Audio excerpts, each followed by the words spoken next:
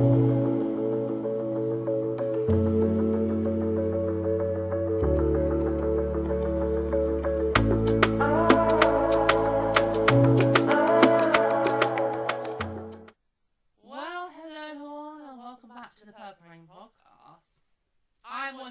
by our Boston Bruins supporter, Hello. So, we are recording this straight after we've done the recap for the TD Garden game, which of course you can now check that out. And this episode will of course be published a few hours after that episode. Yeah, because this is basically like a back-to-back for the two of us. Yeah. So, I'm going to let you guys lead the way. Okay, for this episode. Yeah. Because this episode is going to be about for you. Because this was your first opportunity to properly watch a PWHL game properly.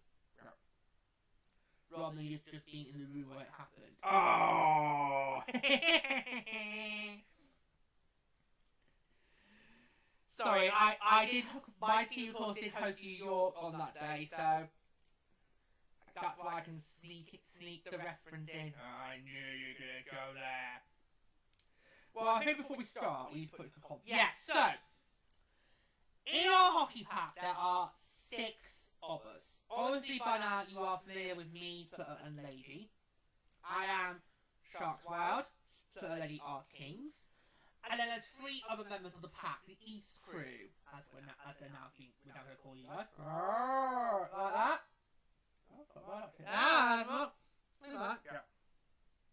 Pretty much. So we have obviously this person going to be here, who of course is our Boston Bruins supporter. Yeah. We then have Harper, who is with the Philadelphia Flyers. Yeah. And Reese Plutter, who is a New York Islanders supporter. Yeah. So that is the whole pack. So there's 6 of us in total.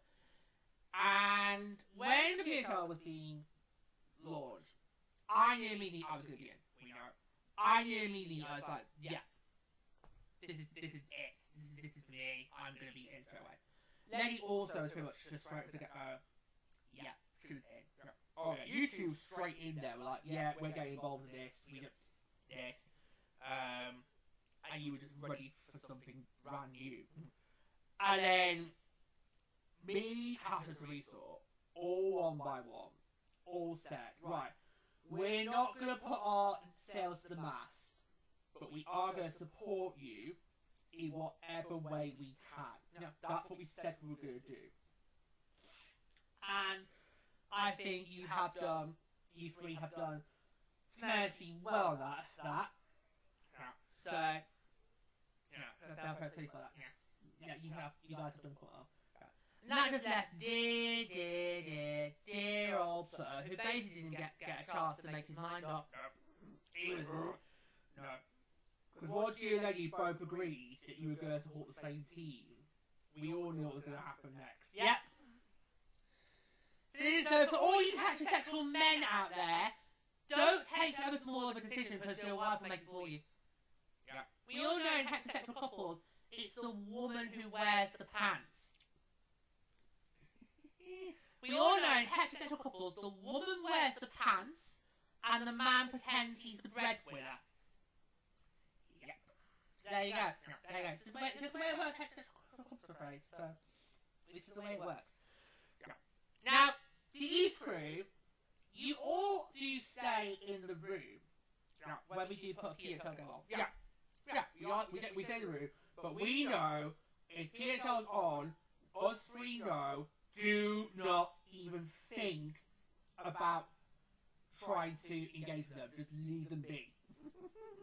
Don't even try and bother them. Just leave them be. They're in a natural habitat. They're in the zone. Okay, just leave them be. Yeah. So we know full well that's your time. Just you guys have all of it. Yeah. It's not like how when we watch AHL games we do sometimes chat during them. Yeah. Particularly if we don't agree with a certain thing that's happened in the game. Yeah. So, yeah, us 3 know very well to leave you 3 alone. Yeah. So, so So this game on Saturday was my first opportunity to properly watch a PWHL properly. Yeah, although in the week leading up to that, you did get, because obviously the beauty of us three having upped our coverage this year meant that you could join us for all the other games that we watched last week. And last week was quite sparse. There were games on Tuesday, Wednesday, and Saturday last week. So I did actually get to see Boston play. You did. You got to see Boston's game in Edmonton, last on the Kingdom Tour. You got to see Seattle at Ottawa. That was a riot. That was a riot. Not just because obviously Seattle needed to win that game in regulation to stay in the playoff race, but also at the same time there was a great big fat lesbian wedding. I ask, in case those two get. I haven't already done so. Have you done an episode on that, George? Yeah. I know. Yeah. I'm not sure if it's been published already, but yeah, I have done an episode on it. Oh my God. It was just so distracting from the entire from the whole game that was going on. It was just so distracting. Oh my. I didn't want you to go there. Yeah, that's alright, right. Okay, so let's get to it, shall we? I'm now going to let you just take the floor. You weren't able, before that, you weren't able to join us for our game against York on the Saturday because you were I was hosting Tampa. So I had to go check that game out and then I came straight back afterwards. Do you explain your executive decision here? Oh yes, with the jersey. Yeah. So alright, so because I'm not sure we mentioned it in the recap episode or not. So do that and I will. Right, yeah. So as April 11 was Pride Night in Minnesota, and of course with Key Garden hosting Boston and Montreal, I made the decision was that after our game, I would go upstairs, grab this jersey, and wear it for the entire game. Yeah. So the Key Garden, this is the jersey that George wore for the game. So yeah. Although we didn't get any hero at all throughout the night. Nope. Not even an appearance from either of them. Surprise, Richard. We didn't probably tell her to go and do it. Yeah, she's had quite a few now in the PWHL. So yeah. Oh, Megan Taylor was there. Megan Taylor. The SNL sketch that Ela did. So, anyway. We've already covered that on the recap, so you can go and check that out. So, over to you. What did you make, and feel free to take as much time to lean on this. We'll run for as long as you need. What did you make of your first ever PWHL game that you watched properly? Like properly watched? Yeah. I thought it was alright. I actually did quite like it. It's completely, as you freely say, it's a completely different experience. Completely different experience. I mean, your broadcast is a lot more, but we've got such the best broadcasting team out there. I have not got a bad thing to say about any of our broadcasters. They are literally outstanding. They are literally just the best in the business. So incredible. I mean, how you guys have been able to do what you've done in the broadcast has been incredible. Because for a lot of teams, they are now only just transitioning to that. Yeah, because Dallas do it, Ducky does it. I think a few more teams might now be transitioning to that. I think Florida might be transitioning to that. So, and yet you guys already got ahead of it. This is why I think it's going to be incredible. In the next decade, you'll probably see more sports leagues switch to full-on streaming, and they won't be able to match what the PHL's done because we got in there first. Yeah. We got ahead of the market. We got in there first, and we're able to give you a top-notch quality product night in, night out, no matter what station it's being picked up on the States and Canada, we just do your best. Yeah. So really impressed with that. You might need to work on your intermissions. I know. I mean, intermission is the one thing I think we need to look at improving on. It just. Yeah, I think we do need to look at improving that, especially if nowadays they just use Professor Puck. I just think that is a waste of a segment there. That's a bit of a waste, but yeah, it's a bit of the only part of the broadcasting I think we need to work on. But part of that's fine. Yeah, so I just felt, TD Garden, make the most of it. Yeah, make the most of it. Like maybe. I don't know what you could have done to put it up, but that's the only critique I will say. But okay, it is. And obviously, the way you managed to get the reader set up, brilliant. I mean, obviously, my team had a game left first. Do you want to remind us the timings? Yes, my game against Tampa was 12:30 US time, and of course, this game began with the big one from the fleet at 7 p.m. Eastern. So you had 1 hour less than the Rangers did in MSG to prepare. Right. Yeah, because MSG went on at 8 p.m. Eastern rather than 7 p.m. Eastern. And yet the Rangers game against Detroit was the exact same time as your game against Tampa was. Okay, that's interesting. That's very interesting. Okay. That's okay. Right. Does that mean I'm better at York at organising events? Maybe. And yet, MSD seems more famous than TD Garden, but only just. But we will not go there. We will not go. Oh no, let's go there. No, let's not. Let's do go. No, let's not. Let's not go there. Let's not go there. But, okay. Right. In terms of the actual game, a really intense battle. It's one of those typical 1-0 scores I don't like in hockey. Yeah. It's those typical soccer score lines. I'm just like, that's boring. Yeah, and halfway through, you and Blur started turning into hecklers. Who started it? You did. You started it. He's over there in the wings going like, you kicked me out of this. You started it. He always starts it. Because Blur was going about, right, there's too much back and forth. He has noticed that a lot this season. Blur has noticed a lot when it comes to back and forth. He has noticed it. It's because he does not like it. He kind of feels it just disrupts the flow of the game. But when you have an intense matchup like that,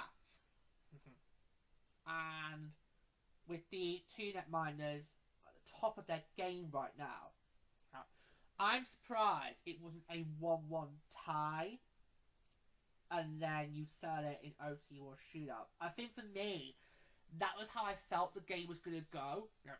Once Montreal broke the ice, and when the Victor got that goal, I thought, okay, it won't stay like that for long, because someone from Boston will then tie it, and then we go to OT. That's kind of how I felt this game was going. And they did get quite a fair amount of opportunities. They did have their chances, but when they capitalised, not so well. Not so well. No, because obviously. But obviously, Paul Netmine with 3 minutes to go. Now, Chris Barr, since he's taken over the fleet, he does like to pull Frankel early. Yeah. Even though this season they've not been in that situation much, but when they have, he does go for the early gamble. And I applaud for doing that. Especially in this league where regulation wins matter in a 3-point system. Go for it. Do whatever you need to do to get within the goal. To get the goal you need. Yeah. So, it was a really intense game. And it just, you could see how much was on the line. Well, going into this game, only 1 point separated both teams. Montreal had 55 points. Boston had 54. So a regulation win for either of those three sides would have been huge. Because if Boston got the regulation win, they would have been ahead by 2 points. If Montreal got that regulation win, which they did, it would go up ahead by 4 points. Alright, so you can see the difference. So you can see the difference in terms of margins here. I can totally see what you mean. Yeah. Especially as we are coming right down to the wire, where every team has got pretty much either 3 or 4 games left before playoffs kick in. Yeah. Every single game now is critical. Every single point matters. Yeah. You've got to always get the spots alive. Yeah. But I wasn't having a problem with it. I think the reason why I got so bored was because MSG, while MSG was also a tight game, that had more oomph to it. Yes, I think we always basically then turned you off because we were like, yeah, not that oomph. Yeah, we were like, not that oomph. So or a thing might be said we need that oomph, and then we had to then was go, not that oomph, George. Yeah, Liverpool Arena moment there. The phrase "heated rivalry" in hockey is never going to mean the same ever again. It's not. It's never going to be. Especially as we know there's a season 2 coming. Yeah. Oh, I'm not excited. I've had what they're going to be doing for that, and I'm like, it just reminds me of how the Crocs on Narnia went. We know how that went down. Oh, they're not adapting all. No, they're not adapting all 6 books. Season 1, told me this. Season 1 takes bits from the first 2, and then I looked up for season 2. Apparently, season 2 is going to go straight to the 6th book. That's the most recent one. Ooh. Yeah. If you have read the Game Changer series, you will know that the 6 books are each different stories. It's not like your typical book series where it's like it's one story told through several different books. It's basically each book is a different story, so each book covers a different relationship. So if I was adapting it, I would have done season 1 would have been book 1, season 2. Yeah, that's how I would have done it. But yeah. But we can't change that now. Season 1's out there in the book. Yeah. So anyway, but I did look at what season 2's going to be. So yeah. Anyway. No, but I think that's kind of why I was being a bit kind of bored by this, because I kind of felt we need just that little bit more oomph to it. It wasn't as because the MSG game was a tight affair, but you didn't feel like you were bored watching that. Whereas this, I kind of did. Yeah, but I was really paying no attention to YouTube. Nah, fair it is. No, I was just like trying to focus on, right, I'm here, I'm watching this game. This is the once in a lifetime experience with my team to host the PWHL. Yeah. Because who knows what the relationship is like between the Bruins and the PWHL. Yeah. And NHL cooperation is going to be so key going forward, particularly in markets that want to have a team. But yeah, we do hear that someone has probably talked themselves out of the PWHL expansion team because of NHL cooperation. Oh, I've got my theory on who that is, but I'm not going to dare say. It's just pure speculation, and until we get confirmation of who the expansion teams are, I'm not going to dare put my foot in it. No prejudice. But yes. No, I heard it was a really good game. I mean, especially if you have the 2 Olympic netminders. Yeah. Go head to head. Mm-hmm. Yeah. It did kind of have a feel about that. Because those 2 netminders that got the match just played outstanding. Yeah. So it kind of felt like, yeah, they both played very, very well, top of their game. Yeah. I still think, I know the broadcasters are trying to heat up the possibility of could it be Franco Desbian for goaltending the year or that, but I think no. I cannot see a reason to not give Aaron Franco the gong in the goaltender of the year category. Yeah. She's been locked for me on that since December. Okay? I can't see a reason why you would not give it to Anne Frankel. Okay, Desmond's making a big push to why she should still keep that, but I cannot see Anne Frankel not getting that. This is her time. She's been nominated for that award for the last 2 years and has been snubbed twice. This is her moment. This is her, for her, third time is going to be lucky. This is her moment, guys. Okay? You are not taking that gong from her. Yes, you can make a case why Desmond could be considered, but in my eyes, no. Just no. What about MVP? Because we're talking about MVP. Don't know. I wouldn't be surprised if she did get MVP, but we do. But me personally, kind of feel maybe Kenny Panic or Tara Heisey might be a better shout for that category. We'll see what happens. Yeah, we'll see what happens. Yeah. But no, I thought it was quite a good experience, actually. And also, you have had the experience now of watching the Boston team both on the road and at home. Although technically on road, it wasn't an actual official road game, because obviously it was a technical game, but it does technically still count. Yeah. So, yeah. And this week you'll get an opportunity to see Boston in their natural habitat. All right, Assenberger. Calm yourself. You are going to be joining us for or this week's action as well. Yeah, I can check in with you guys this week for Tuesday, Wednesday. It's Tuesday, Wednesday, Friday, and then Saturday, Sunday. Right, I think I can definitely do the weekday ones. Okay. But that's what you need, because obviously it's ours is Wednesday. Right, ours is Wednesday. Right. So you are going to be joining us for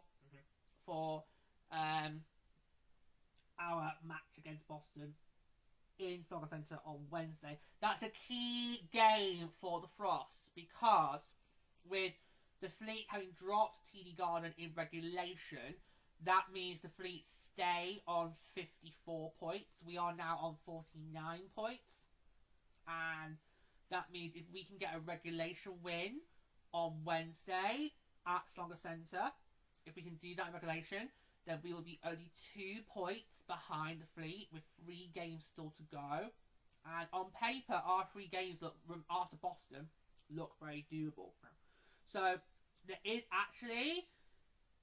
still a possibility the Frost could still get second place. Yeah. Which I think after that week when we had, which was the week we came back,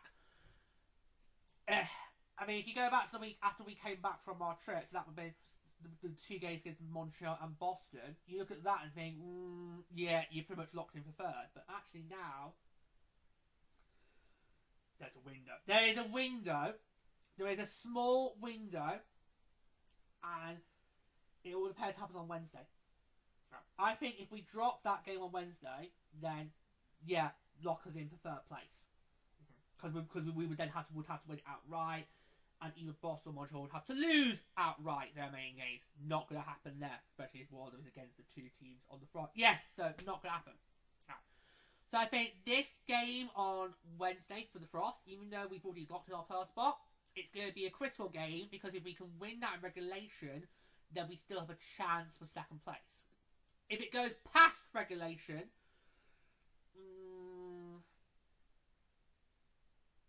nah, it would be an uphill battle. No. You would then need help from the Big 12 on Friday, yeah, and then other teams elsewhere. Yeah. Although I've not looked past the Fleet schedule after Friday. Right. So, right, okay. But you are going to join us for our game in Boston this week. Yeah. I can definitely join you for any games you watch Tuesday, Wednesday, Thursday, Friday. Non-Thursday. Oh, it's non-Thursday. Sorry, non-Thursday. There's no on Thursday, but I think Thursday's the last day AHL on Thursday. Okay. It's Tuesday, Wednesday, Friday, Saturday, Sunday. That's this week's schedule. Oh, I can definitely do the weekday ones. Not sure what the week. Okay, that's fine. That's fine.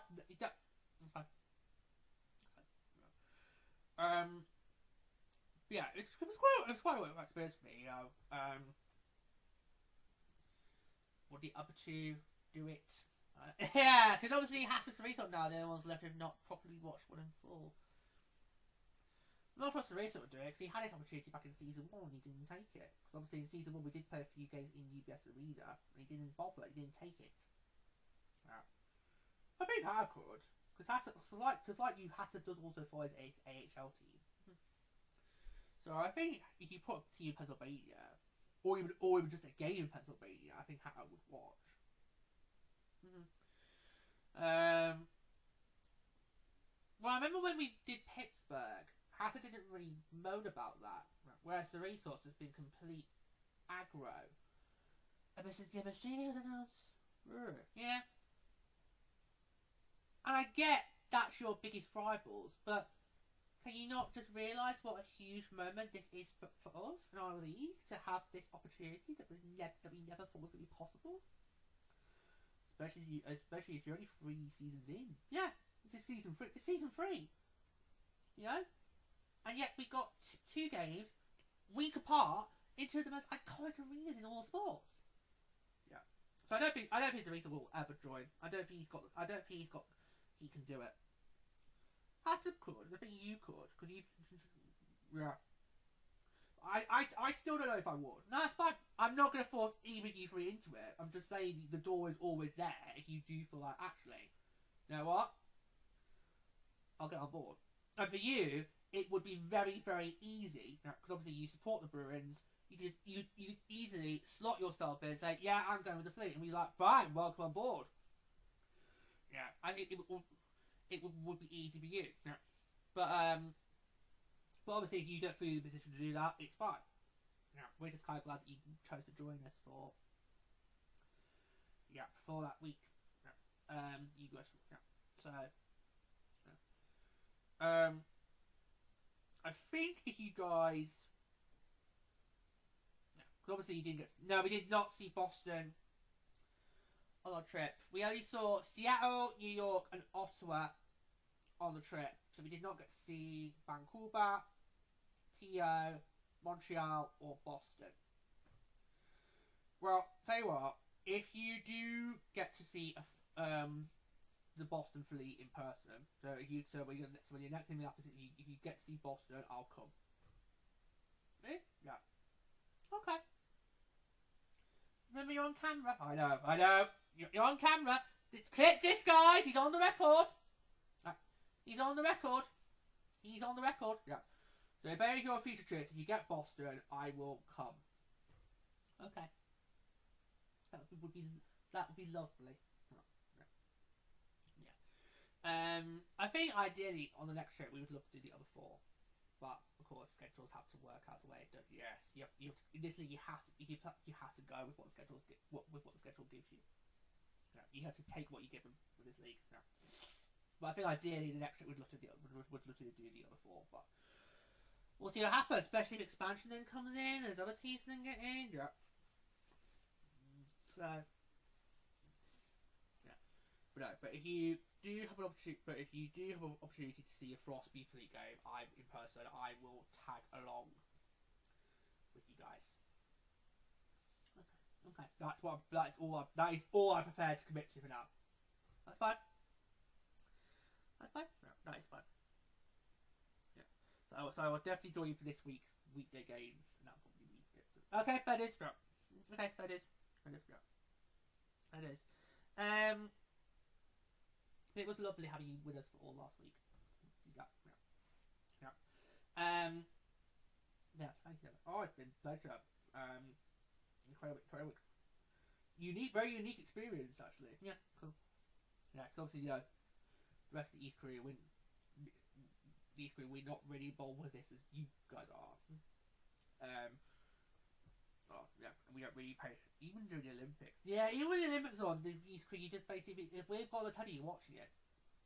Although Hatter this year did try to make an effort, but that's because obviously the OT rules are, he's told me that we're just all over the place. Even if, and we had a common issue of Yeah, the OT rules for the Olympics. Yeah. So we get to Nice. You're gonna need to sort that out, guys, because it was almost as if you were making it up as you went along with those. Yeah. It was just answer a postcard, please. Yeah. Like, what was the thinking there? Yeah. Especially how the surface in Milano was too big for 3-on-3. Yeah. Even if you had a standard hockey game, that arena was too big for 3-on-3. Yeah. So I'm not surprised we didn't get any shootouts in Milan on the men's side, because it was too big. Did you want the women's? Yeah. Second day of the tournament, Czechia and Switzerland. Oh, Czechia and Switzerland went to shootout, which Switzerland took in comeback fashion. But I don't think the men had any shootouts. Which will please them, because the men don't like shootouts. No. If you boys in the HL think your shootouts are worse, come and check out what it's like in the PWHL. No. Let me tell you, it's 10 times worse. Shootouts are 10 times worse in the PWHL than the AHL or even the AHL. Yeah. So if you boys want to play about your shootouts, come and check us out in our league. Then you might be thinking, oh, actually, we're not actually as bad positions as we thought we are. Nope. No. You guys have got it worse. I remember last season clocking some of the games that did go to shootout, and clocking you just literally just like, I can't look. I can't look. No, because it's just, I can't watch shootouts in the PHL because they're just stressful. We've been so lucky. And unfortunately, there is still time for it to happen.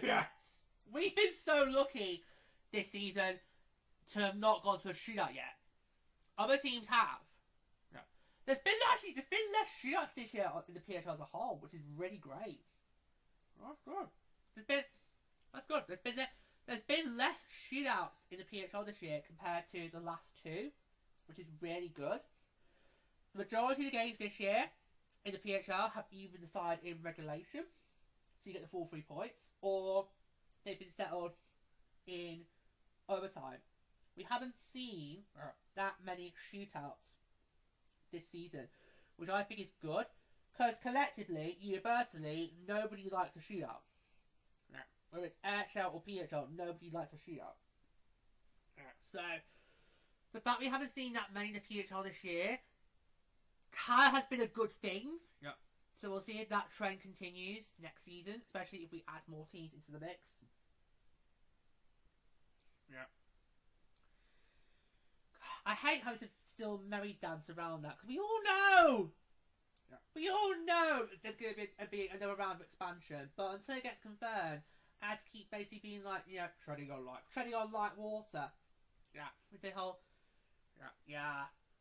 And for what you three told me last week, it really is plaguing you guys. Because this year we don't know. Right. Last year, us three were very confident on how many teams, who's it going to be. We were so confident. This year, we're not. Because there's so many markets that you could say could get a team. But will they? Yeah, I don't know. I just don't know how it's going to go down this time. I really don't. So watch this space. Watch this space. Yeah, but yeah. Is there anything else you want to say before we go, or you have anything?